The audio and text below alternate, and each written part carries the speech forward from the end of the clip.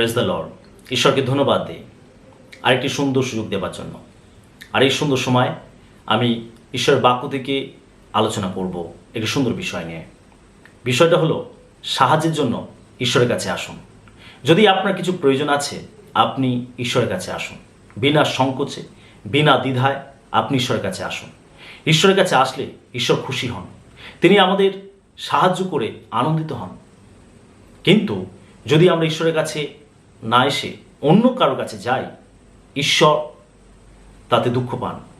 যদি আপনি যিশায় ভাবাদি 31 অধ্যায় 1 পদ পড়েন, সেখানে লেখা রয়েছে, ধিক তাহাদিগকে যাহারা সাহায্যের জন্য মিশরে নামিয়া যায়, অশ্বগানে বিশ্বাস করে, রথের বাহুল্য প্রযুক্ত রথে নির্ভর করে, অশ্বারোহীগণ অতি বলবান বলিয়া তাহাদের উপরে নির্ভর করে, কিন্তু ইসরায়েলের পবিত্রতমের দিকে চাহে না এবং সদাপ্রভুর অন্বেষণ করে না। ঈশ্বর এখানে ধিক্কার জানাচ্ছেন তাদেরকে যারা সাহায্যের জন্য মিশরে নামিয়ে যায়। এখানে মিশর অর্থে জগৎ, মিশর অর্থে পাপ, মানসিক বিষয়। যারা সাহায্যের জন্য ঈশ্বরবিহীন অন্য কারো কাছে চলে যায়, বলছে তাদেরকে ধিক, ঈশ্বর ধিক্কার জানাচ্ছেন। মিশর হলো এমন একটা দেশ যেখানে ইসরায়েল জাতি বন্দী হয়েছিল। সেখানে 400 বছর ধরে তারা দাস হয়েছিল। মিশর, তাদের ঈশ্বর আলাদা। মিশর সাধারণত জাদুটোনা, বিভিন্ন মন্দতায় পরিপূর্ণ একটি নগর। আর ঈশ্বর তিনি বলছেন, যারা সাহায্যের জন্য আমার কাছ থেকে সরে যায়, যারা মিশরে নেমে যায়, তাদেরকে ধিক, ঈশ্বর ধিক্কার জানাচ্ছেন। ঈশ্বর চান না যে আমরা সাহায্য পাওয়ার জন্য আমরা মিশরে নেমে যাই। হ্যাঁ, মিশরে অশ্ব রয়েছে, রথ রয়েছে, সৈন্যবাহিনী রয়েছে, তার শক্তি পরাক্রম রয়েছে। সেই সময় মিশরের সামনে কেউ দাঁড়াতে পারছিল না, কেউ টিকতে পারছিল না, কোনো দেশ জয়লাভ করতে পারছিল না। তার অশ্ব, তার রথ অনেক বলবান ছিল, তার সৈন্য সামন্ত অনেক বলবান ছিল। আর এখানে সেই জন্য বলা হয়েছে, যারা সাহায্যের জন্য মিশরে নেমে যায় তাদেরকে ধিক। প্রিয় বিশ্বাসী, আমরা অনেক সময় সাহায্যের জন্য মিশরে নেমে যাই। মিশর বলতে জগৎ। সাহায্যের জন্য আমরা অন্য জায়গায় দৌড়ে যাই, ঈশ্বরবিহীন কোনো প্রতিমার কাছে, কোনো গুণীন ওঝা তান্ত্রিকের কাছে, কোনো বলবান ব্যক্তির কাছে, যার অনেক জাগতিক প্রভাব প্রতিপত্তি রয়েছে। আমরা তাদের সন্তুষ্ট করার চেষ্টা করি। সেটা যদি ঈশ্বরের ঘৃণিত বিষয় হয়, আমরা তাও করতে প্রস্তুত থাকি, কারণ আমরা সাহায্য পাবো, কারণ আমরা তাদের সাপোর্ট পাবো, কারণ আমরা কোনো রকমভাবে তাদের সহযোগিতা পাবো। আর এইগুলো পাওয়ার জন্য আমরা অনেকটা নিচে নেমে যাই আমাদের স্বার্থে, আমাদের প্রয়োজনে। ঈশ্বরের বাক্যকে জলাঞ্জলি দিয়ে, ঈশ্বরকে জলাঞ্জলি দিয়ে আমরা তার অবাধ্য পর্যন্ত হয়ে যাই। ঈশ্বর বলছেন ধিক তাদেরকে যারা সাহায্যের জন্য মিশরে নামিয়ে যায়। প্রিয় বিশ্বাসী, ঈশ্বর চান না আমরা মিশরে নেমে যাই, যেখান থেকে ঈশ্বর আমাদেরকে বের করে এনেছেন। আমাদের সেই পুরাতন জীবন, আমাদের সেই পাপের জীবন, সেই মানসিক বিষয়গুলো থেকে ঈশ্বর আমাদেরকে টেনে বের করেছেন। আর ঈশ্বর চান না যে আমরা সাহায্যের জন্য মিশরে নেমে যাই। ইসরায়েল জাতি যখন মিশর থেকে বেরিয়ে এসেছিল, যখন তারা খাদ্য সংকটে পড়েছিল, জলের সংকটে পড়েছিল, তখন তারা ঈশ্বরের বিরুদ্ধে বচসা করে বলেছিল যে আমরা মিশরেই ভালো ছিলাম।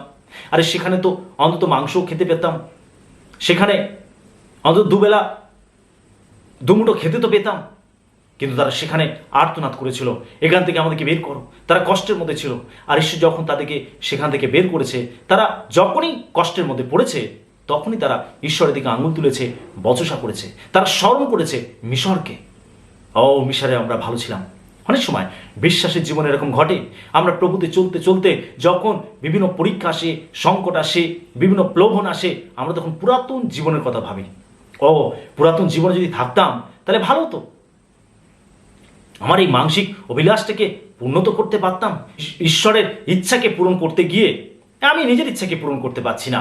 মাংস গর্জন করছে, মাংস চাইছে নিজেকে তৃপ্ত করতে। আর সেই জন্য এই ধরনের হীন চিন্তা ভাবনাগুলো নিয়ে আসছে, যেগুলো পিছনে টেনে নিয়ে যেতে চায়, মিশরে টেনে নিয়ে যেতে চায়। মিশর হলো পাপের নগর। আমাদের মানসিক বিষয়কে চিহ্নিত করে মিশর।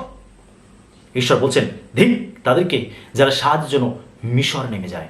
প্রিয় বিশ্বাসী, ঈশ্বর আপনাকে মিশর থেকে বের করেছেন, আপনাকে পাপ থেকে বের করেছেন, জাগতিক বিষয় থেকে বের করেছেন, মানসিক বিষয় থেকে আপনাকে বের করেছেন। আপনি কেন ঈশ্বরকে ছেড়ে সাহায্য পাওয়ার জন্য আপনি আবার সেগুলোর মধ্যে পড়ে যাবেন, সেগুলোর মধ্যে সরে যাবেন, পিছিয়ে পড়বেন? ঈশ্বর চান না আমরা সাহায্যের জন্য মিশরে নেমে যাই, মিশরের অশ্বগণে নির্ভর করি, মিশরের রথ সমারোহে আমরা বিশ্বাস করি, নির্ভর করি। ঈশ্বর এটা চান না। ঈশ্বর চান যেন আমরা, তিনি যে পবিত্রতম, যেন তার দিকে চাই, যেন আমরা তার অন্বেষণ করি।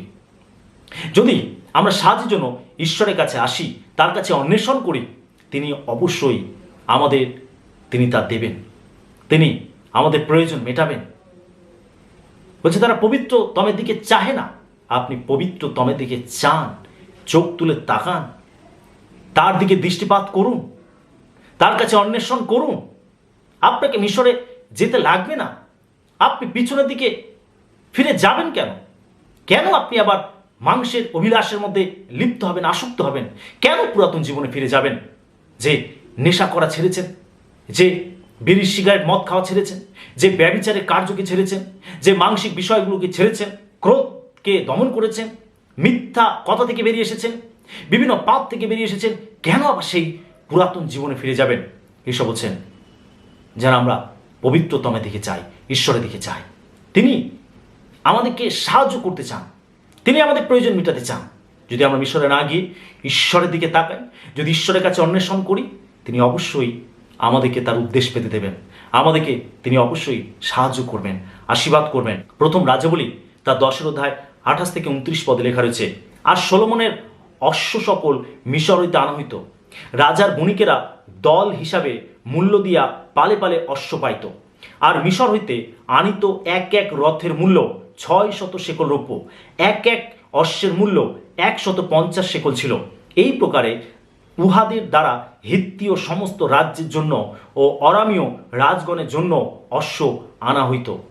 আমরা দেখি যে রাজা সলোমন তিনি মিশর থেকে তিনি অশ্ব নিয়ে আসতেন, রথ নিয়ে আসতেন, এবং সবাই তাকিয়ে থাকতো মিশরের অশ্ব পেতে, মিশরের রথ পেতে। কারণ মিশরের শক্তি, মিশরের রথ, মিশরের অশ্ব অনেক বলবান ছিল, আর সেই জন্য সবাই তাকিয়ে থাকতো সেগুলো পাওয়ার জন্য। আর রাজা সলোমনও তিনি মিশর থেকে অশ্ব নিয়ে আসতেন, রথ নিয়ে আসতেন।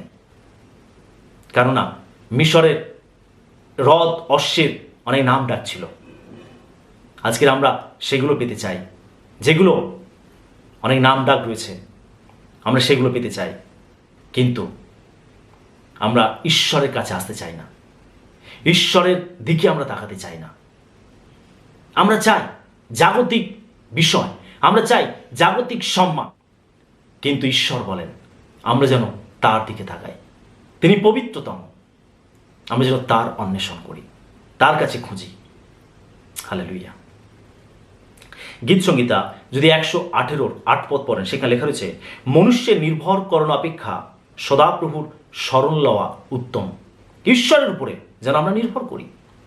মনুষ্যের নির্ভর করণ অপেক্ষা সদাপ্রভুর শরণ লওয়া উত্তম।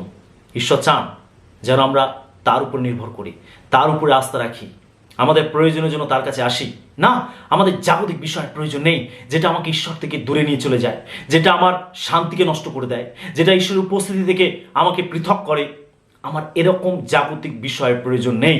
আমার প্রয়োজন নেই মিশরের বিষয়, প্রয়োজন নেই মিশরের জিনিসপত্র। আমার প্রয়োজন নেই যেটা আমার পরিত্রাণকে নষ্ট করে দেয়, যেটা আমার প্রার্থনাশীল জীবনকে নষ্ট করে দেয়, যেটা ঈশ্বরের উপরে আস্থা রাখতে আমাকে বাধা দেয়, নির্ভর করতে বাধা দেয়, পবিত্র পথে চলতে বাধা দেয়। আমার সেগুলো প্রয়োজন নেই। আমার জাগতিক বিষয় প্রয়োজন নেই, যেটা ঈশ্বর ঘৃণিত, আমার সেটা প্রয়োজন নেই। আমার মিশরে নেমে যাবার প্রয়োজন নেই। আমার প্রত্যেকটা প্রয়োজনের জন্য ঈশ্বরের কাছে আসবো, আমি তার উপরে নির্ভর করব। মানুষের উপরে নির্ভর করার অপেক্ষা ঈশ্বরের শরণ লওয়া উত্তম। আমরা যেন ঈশ্বরের শরণ নেই, সেটা উত্তম বিষয়, সেটা উত্তম বিষয়। মিশর হলো পাপের নগর, মিশর হলো ধ্বংসের নগর, মিশর হলো ঈশ্বর ঘৃণিত নগর। ঈশ্বর চান যে মিশর থেকে তিনি আমাদেরকে বের করেছেন, যেন সেখানে আমরা সাহায্যের জন্য ফিরে না যাই, সেখান থেকে কিছু পাওয়ার জন্য নিজের স্বার্থের জন্য, নিজেকে তৃপ্ত করার জন্য, নিজেকে সন্তুষ্ট করার জন্য যেন আমরা ঈশ্বর ঘৃণিত কাজের দিকে আগিয়ে না যাই। হালেলুয়া। হিজকিয়্যাহ রাজা তিনি মিশরের উপরে নির্ভর করেছিলেন। যদি আপনি যেসায় ভাববাদী 39 অধ্যায় 1 থেকে 8 পদ পড়েন, সেখানে আমরা দেখতে পাবো হিজকিয়্যাহ রাজা তিনি মিশর থেকে যে সমস্ত সৈন্যরা এসেছিল, অধ্যক্ষেরা এসেছিল তার দেশকে প্রদক্ষিণ করতে, আর এই হিজকিয়্যাহ রাজা তার রাজ্যের সমস্ত ধনকোষ, তার সৈন্য সামন্ত, তার অশ্ব, তার রথ সব কিছু তাদেরকে ঘুরি ঘুরি দেখেছিল। এমন কিছু ছিল না যা তাদেরকে দেখায়নি, কারণ মিশরের রাজা পাঠিয়েছে সেগুলো দেখবার জন্য, খবর নিয়ে যাওয়ার জন্য। আর এই হিজকিয়্যাহ রাজা মিশরের রাজাকে সন্তুষ্ট করার জন্য মিশর থেকে আসা সেই সমস্ত অধ্যক্ষদের তিনি তার সমস্ত কিছু ঘুরি ঘুরি দেখেছিলেন, যেন তারা খুশি হয়, সন্তুষ্ট হয়। এটা আমার অশ্ব, এটা আমার রথ, এটা আমার সৈন্য সামন্ত, এটা আমার রাজ্যের গুপ্ত বিষয়, গুপ্ত স্থান, সমস্ত কিছু খুঁটি নাটি বিষয় তাকে ঘুরি ঘুরি দেখেছিল। তার কারণ কি? হিজকিয়্যাহ রাজা চায়নি মিশরকে চটাতে, মিশরকে রাগাতে, পাছে সে বন্দী হয়, তার জিনিসপত্র লুট হয়, তার দেশকে আক্রমণ করে। সেই জন্য সে মিশরের রাজাকে খুশি করতে চেয়েছিল। যখন তারা চলে গেল, তখন যিশায় ভাবাদী হিজকিয়্যাহ রাজার কাছে আসলো, আর হিজকিয়্যাহ রাজাকে জিজ্ঞাসা করছে, ওরা কারা, ওরা কোথা থেকে এসেছে, কী জন্য এসেছে? তখন হিজকিয়্যাহ রাজা যিশায় ভাবাদীকে বলছে যে মিশর থেকে তারা এসেছে, এবং আমি তাদেরকে আমার রাজ্যের এমন কোনো জিনিস নেই যেটা তাদেরকে দেখায়নি। আমার ধনকোষ থেকে অশ্বগুলো, আমার রথগুলো, আমার সৈন্য সামন্ত সব কিছু আমি তাদেরকে ঘুরি ঘুরি দেখিয়েছি। তখন যিশায় ভাবাদী বলছে, রাজামশাই, আপনি এটা জেনে রাখুন, আপনি যা যা দেখিয়েছেন সব কিছু লুট করে নিয়ে যাবে, আপনি বন্দী হবেন। শুধু আপনি নয়, আপনার পরে যে বংশ আসবে তারাও বন্দী হয়ে অন্য রাজ্যে নিতে হবে। কারণ আপনি ঈশ্বরের উপরে নির্ভর না করে আপনি মানুষের উপরে নির্ভর করেছেন, আপনি রাজার উপরে নির্ভর করেছেন, আপনি জগতের উপরে নির্ভর করেছেন। আর সেই জন্য আপনার কোনো কিছু থাকবে না, সব কিছু লুট হবে, বন্দী হবে, আপনার রাজ্য স্থির থাকবে না। যে হিজকিয়্যাহ রাজাকে ঈশ্বর 15 বছর আয়ু বৃদ্ধি করেছিলেন, তার জটিল কঠিন রোগ থেকে তাকে মুক্ত করেছিলেন, সেই রাজা হিজকিয়্যাহ রাজা ঈশ্বরের উপরে নির্ভর না করে সে মিশরের উপরে নির্ভর করেছিল। আর সেই জন্য একটা সময় এসেছিল যখন হিজকিয়্যাহ রাজা তার সিংহাসন আর ধরে রাখতে পারেনি, তার রাজ্যকে স্থির রাখতে পারেনি, ধ্বংস হয়েছিল এবং তার সমস্ত কিছু লুট হয়েছিল, যেগুলো সে তাদেরকে দেখিয়েছিল। প্রিয় বিশ্বাসী, সেই জন্য ঈশ্বর বলে যে ধিক তাদেরকে যারা সাহায্যের জন্য মিশরে নেমে যায়, মিশরের উপরে নির্ভর করে। এই জগতে অনেক কিছু রয়েছে যেগুলোর উপরে আমরা নির্ভর করি। ঈশ্বরের উপরে নির্ভর করা থেকে আমরা জগতের উপরে বেশি নির্ভর করি, আর এটাই আমাদের জীবনের সর্বনাশ ডেকে নিয়ে আসে, ঈশ্বর থেকে আমাদেরকে পৃথক করে। সেই জন্য ঈশ্বর বলেন যেন আমরা তার উপরে নির্ভর করি। মানুষের উপরে নির্ভর করা অপেক্ষা ঈশ্বরের ওপরে নির্ভর করা উত্তম, ঈশ্বরের শরণ নেওয়া উত্তম। ঈশ্বর চান যেন আমরা প্রত্যেকটা প্রয়োজনের জন্য, প্রত্যেকটা সাহায্যের জন্য আমরা ঈশ্বরের কাছে আসি। এটা ঈশ্বর চান। গীত সংহিতা যদি 121-1-2 পদ পড়েন, সেখানে লেখা রয়েছে, আমি পর্বতগণে দিকে চক্ষু তুলিব, কোথা হইতে আমার সাহায্য আসিবে? সদাপ্রভু হইতে আমার সাহায্য আসে, তিনি আকাশ ও পৃথিবী নির্মাণকর্তা। ঈশ্বর তিনি সমস্ত কিছু নির্মাণকর্তা, আকাশ পৃথিবীর নির্মাণকর্তা। আকাশের দিকে চেয়ে দেখুন, পৃথিবীর দিকে চেয়ে দেখুন, কত আশ্চর্য, কত অলৌকিক বিষয়গুলো রয়েছে। আর ওগুলোর নির্মাতা কে? ঈশ্বর। তাহলে তিনি কত পরাক্রমী, তিনি কত শক্তিশালী। বাইবেল বলছে তুমি সাহায্যের জন্য কোন দিকে তাকাবে? ঈশ্বরের দিকে। বলছে আমি পর্বতগণের দিকে চক্ষু তুলিব, কোথা থেকে আমার সাহায্য আসবে? সদাপ্রভু হইতে আমার সাহায্য আসে, তিনি আকাশ ও পৃথিবী নির্মাণকর্তা। প্রিয় বিশ্বাসী, আপনি ঈশ্বরের উপর নির্ভর করুন। সেই ঈশ্বর যিনি আকাশ ও পৃথিবী নির্মাণকর্তা, সেই ঈশ্বরের উপরে আপনি নির্ভর করুন। সেই ঈশ্বরের কাছে আপনি আসুন আপনার প্রত্যেকটা প্রয়োজনের জন্য। হালেলুয়া। ঈশ্বর বলছেন ধিক তাদেরকে যারা সাহায্যের জন্য মিশরে নেমে যায়। আপনি মিশরে নেমে যাবেন না, পুরাতন জীবনে ফিরে যাবেন না, জগতের দিকে তাকাবেন না। আপনি ঈশ্বরের দিকে তাকান, ঈশ্বরের উপর নির্ভর করুন, তিনি খুশি হবেন। তিনি হলেন আমাদের পবিত্রতম। আমরা তারই অন্বেষণ করব, আমরা তারই উপরে নির্ভর করব, আর তিনি আমাদের সমস্ত প্রয়োজন মেটাবেন, সমস্ত প্রয়োজন মেটাবেন। হালেলুয়া, ঈশ্বরের ধন্যবাদ। আসুন আমরা আমাদের পবিত্রতম ঈশ্বরের দিকে তাকাই, মিশর থেকে বেরিয়ে আসি এবং ঈশ্বরের উপরে আমরা নির্ভর করি। স্বর্গের জীবন্ত পিতা, তোমাকে ধন্যবাদ দিই। তুমি আমাদের সঙ্গে কথা বললে তোমার বাক্যের মাধ্যমে। তুমি চাও যেন আমরা প্রত্যেকটা প্রয়োজনের জন্য তোমার কাছে আসি। তুমি বলছো ধিক তাদেরকে যারা সাহায্যের জন্য মিশরে নেমে যায়। হ্যাঁ প্রভু, আমরা সেই পুরাতন জীবনে ফিরে যেতে চাই না, সেই পাপের নগরে আমরা যেতে চাই না, সেই মানসিক বিষয়গুলোকে আমরা উপভোগ করতে চাই না, যেখান থেকে তুমি আমাদেরকে বের করেছো। তুমি চাও যেন আমরা প্রত্যেকটা প্রয়োজনের জন্য তোমার কাছে আসি। তুমি আমাদের পবিত্রতম, যেন আমরা তোমার কাছে অন্বেষণ করি। জীবন্ত ঈশ্বর, তুমি আমাদেরকে সাহায্য করো, তুমি আমাদেরকে আশীর্বাদ করো। আমাদের যা কিছু প্রয়োজন তুমি উত্তর থেকে তা জুগিয়ে দাও, যিশুর নামেতে জুগিয়ে দাও। আমরা তোমার কাছে আসি, আমরা তোমার উপরে নির্ভর করি। তুমি সর্বশক্তিমান ঈশ্বর, এল শাদ্দাই ঈশ্বর। তুমি আশ্চর্য কার্যকারী ঈশ্বর, তুমি সকলই করিতে পারো, তোমার পক্ষে সকলই সম্ভব। প্রভু, তুমি চাও যেন আমরা শুধু তোমার দিকে তাকাই, তুমি চাও যেন আমরা তোমার উপরে নির্ভর করি, তুমি চাও আমরা যেন শুধু তোমাকে বিশ্বাস করি। ও জীবন্ত পিতা, এই সময় প্রভু তোমার সেই সন্তানরা, প্রভু তুমি তাদেরকে আশীর্বাদ করে। সময় যদি কেউ প্রভু সংকটের মধ্যে রয়েছে, যদি কেউ সমস্যার মধ্যে রয়েছে, ও প্রভু যদি কেউ কষ্টের মধ্যে রয়েছে, প্রভু যদি কারোর বিশেষ কিছু প্রয়োজন রয়েছে, প্রভু গো তুমি তাকে আশীর্বাদ করো, আশীর্বাদ করো। প্রভু যদি কেউ এখন তোমার দিকে তাকাচ্ছে, যদি কেউ এখন তোমার অন্বেষণ করছে, তুমি তার কাছে নিজেকে প্রকাশ করো। প্রভু তুমি তাকে আশীর্বাদ করো, তুমি তার জীবনে অলৌকিক কাজ করো। প্রভু তুমি তার অবস্থাকে পরিবর্তন করো। প্রভু তুমি তাকে টেনে তোলো। জীবন্ত ঈশ্বর, আমরা তোমার দিকে তাকাই, আমরা তোমার উপরে নির্ভর করি। হিজকিয়্যাহ রাজা, সে ভুল করেছিল, সে তোমার উপরে নির্ভর না করে সে মিশরের রাজার উপরে নির্ভর করেছিল, মানুষের উপরে নির্ভর করেছিল, সে অর্থ, বল, সমারোহী এগুলোর উপরে সে নির্ভর করেছিল। জীবন্ত ঈশ্বর, না প্রভু, তুমি পারো আমাদেরকে ত্রাণ করতে, তুমি পারো আমাদেরকে উদ্ধার করতে, তুমি পারো আমাদের প্রকৃত শান্তি দিতে, তুমি পারো প্রকৃত আনন্দ দিতে। আমরা তোমার উপরে নির্ভর করি, আমরা জাগতিক বিষয়ের উপরে নির্ভর করি না, জগতের টাকা পয়সা ধন সম্পদের উপরে আমরা নির্ভর করি না, নিজেদের বাহুবলের উপরে আমরা নির্ভর করি না। তোমার বাক্য বলে যারা নিজের বাহুকে শ্রেষ্ঠ জ্ঞান করে সে শ্রাপগ্রস্ত। প্রভু আমরা নিজের বাহুবলকে শ্রেষ্ঠ জ্ঞান করি না। প্রভু আমরা দূর করি আমাদের জীবন থেকে সমস্ত অবিশ্বাসকে, সমস্ত অহংকার গর্বকে আমরা ভেঙে ফেলি, চূর্ণ করি। প্রভু আমরা তোমার দিকে তাকাই, তোমার দিকে তাকাই। প্রভু তুমি আশীর্বাদ করো, আশীর্বাদ করো। প্রভু তোমার সন্তানদেরকে তুমি আশীর্বাদ করো, তোমার অনুগ্রহ তুমি বর্ষণ করো প্রভু যিশুর নামে। হালেলুয়া প্রভু, হালেলুয়া প্রভু।